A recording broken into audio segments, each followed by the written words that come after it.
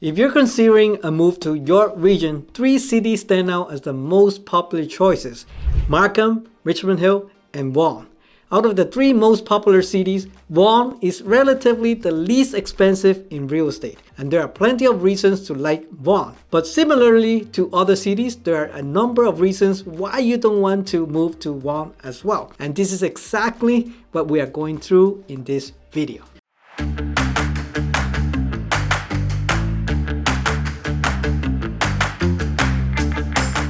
If this is your first time in the Living in the Greater Toronto Area channel and you want to know everything about living in the Greater Toronto Area, then subscribe below and tap the bell for notifications so you can be the first to know about the current market here in Toronto, Ontario. My name is Antonio and my business partner is Van. We get calls every day from people just like you, so whether you are moving in 9 days or 9 months, feel free to reach out as all of our contact information is in the description box below. We will be happy to help you make a smooth move to the Greater Toronto Area. Before we get into the reasons why you might not want to move to Vaughan, I also make videos covering the drawbacks of living in Richmond Hill and Markham. If you're interested, be sure to check them out. I'll leave the links in the description below. Now, let's jump into reason number 1. High cost of living and expensive real estate. Don't get me wrong, like I mentioned earlier, Vaughan is the most affordable of the 3 largest cities in your region, compared to Markham and Richmond Hill. However, that doesn't mean it's cheap. It's still quite expensive. If you're not convinced, let's take a look at the average home prices in these 3 cities. According to the latest data from Toronto Real Estate Board, here are the average home prices across all property types in the 3 most populated cities in your region. Richmond Hill has the highest average price at $1,320,000,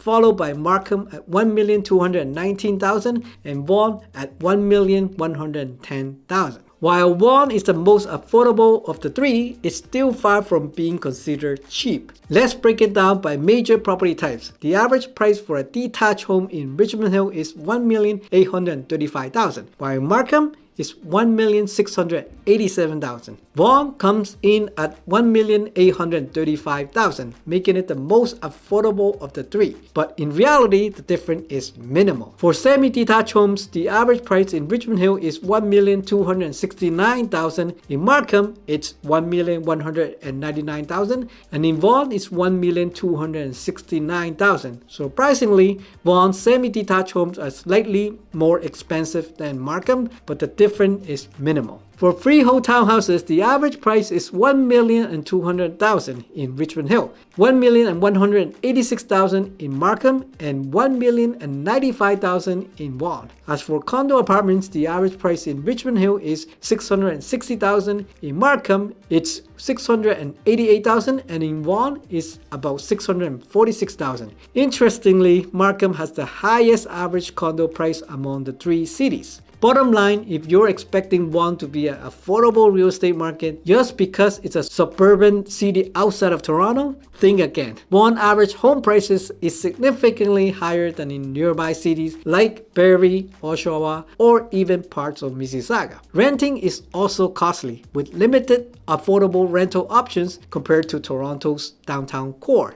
Reason number 2, heavy traffic and long commute time. Major highways in Vaughan, such as the Highway 400, Highway 7, and Highway 407, are often heavily congested, especially during the morning and evening commutes. If you think living outside of Toronto means avoiding traffic, think again. Additionally, many Vaughan residents work in Toronto, making the daily commute a challenge, especially during rush hour. If you rely on public transit, you've probably heard that the recent TTC subway expansion to Vaughan Metropolitan Centre, VMC, is a great improvement. The VMC station connects to Line 1, providing direct access to downtown Toronto. However, the system can sometimes be unreliable due to transit malfunctions, which can leave commuters frustrated and vulnerable to delays. Besides that, the York Transit is also very limited, so most residents would often rely on cars, which further worsening the traffic conditions. Reason number 3, low walkability and car-oriented infrastructure. Vaughan is not a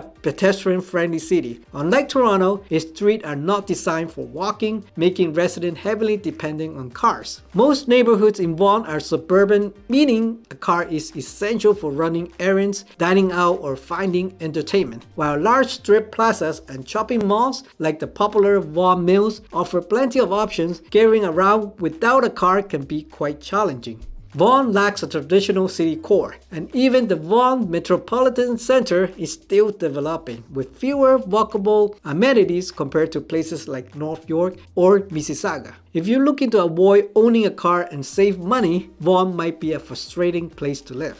Reason number 4, overcrowding and rapid overdevelopment. Vaughan is rapidly becoming one of the fastest growing cities in Ontario, but that's not necessarily a good thing. Why? With a rising population, the city is becoming more crowded, leading to heavier traffic and congestion in neighborhoods. Even more concerning, the surge in population has sparked a wave of new construction projects, bringing constant noise and even more traffic disruptions. The result? A less peaceful and more chaotic living environment. As Vaughan's population continues to grow, schools, healthcare facilities, and public services are struggling to keep up. That's why a new hospital, Cortelucci Vaughan Hospital, originally proposed as Mackenzie Vaughan Hospital, opened in 2020, operated by Mackenzie Health, which also runs Mackenzie Richmond Hill Hospital. It primarily served Vaughan, King, and Richmond Hill in southwestern and south central York region. Hopefully, this new facility will help alleviate the pressure and better serve the Vaughan community. Condo developments are rising, but infrastructure improvements such as the roads, schools, and traffic still lag behind. Many new housing developments are being built with smaller lots and less green space, resulting in tightly packed communities. This is largely due to the rising population and increasing construction costs, which have forced builders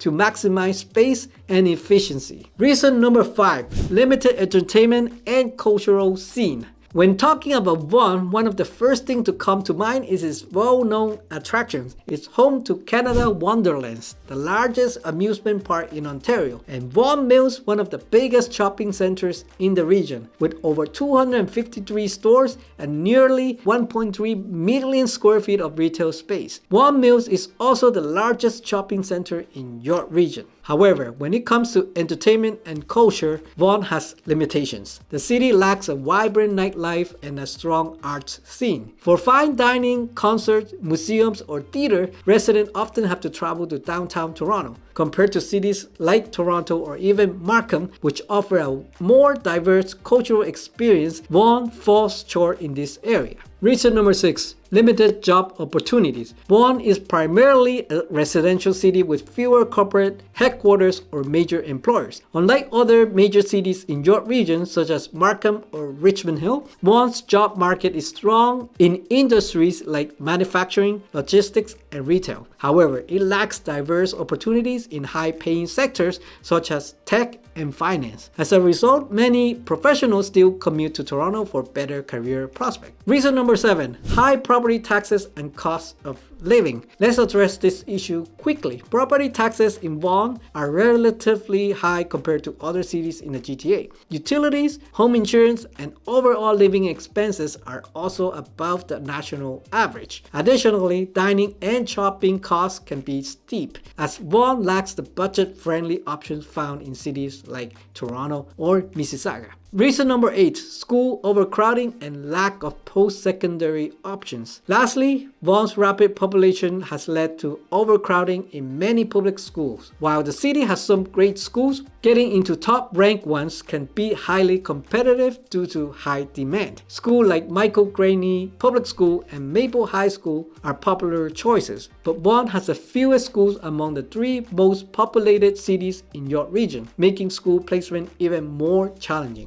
Vaughan also lacks major university, meaning students have to commute to Toronto, York region, or beyond for higher education. Here are my final thoughts. While Vaughan has its advantages such as new developments, family-friendly neighborhoods, and proximity to Toronto, it may not be the right fit for everyone. If affordability, strong public transit, or a vibrant city lifestyle are your priorities, Vaughan might not be the best choice. However, if you're looking for a city with a strong European demographic, including Italian, Portuguese, and Arab communities, rather than the predominantly East Asian presence found in Markham and part of Richmond Hill, Vaughan could be a great option. If you'd like me to cover the benefit of moving to Vaughan in more detail, let me know in the comments. If there's enough interest, I'd be happy to make that video for you. If you made it this far, don't forget to like the video and subscribe to the channel for more GTA real estate content. Thanks for watching, and I'll see you in the next